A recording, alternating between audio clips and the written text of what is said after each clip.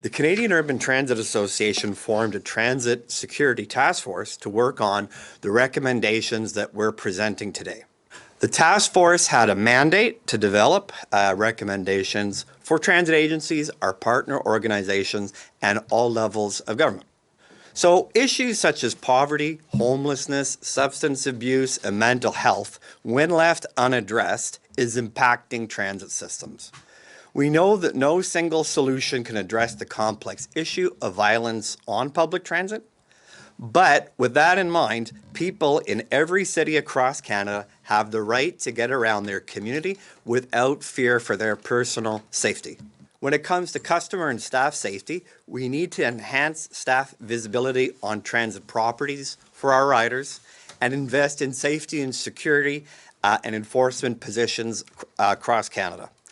We also need to ensure that regulations and bylaws are in place that give police officers or special constables the ability to curb dangerous and unlawful behaviour on transit systems.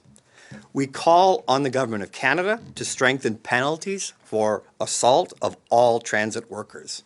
This can be done by amending Section 269 of the Criminal Code to include all of those that work in transit. The current definition applies strictly to transit operators. Transit systems are often used as shelter for homeless people. We need to provide them with better options. Provincial government should fund overnight access and intake to social service providers so that complex individuals are able to access these services 24 hours a day.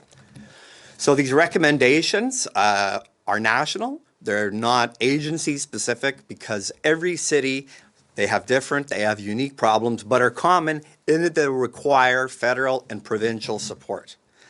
We acknowledge that not every recommendation we're bringing forward can be implemented tomorrow. Some will take time, some will need more reflection and consultation, but we need to start somewhere and we need to start today. That's why this government has invested heavily in supporting, it has invested heavily in reducing poverty in Canada. And actually, in our time in government, poverty rates in the country and income inequality have fallen. That is the result of conscious, intentional government policy, but it's not enough, and we need to do more.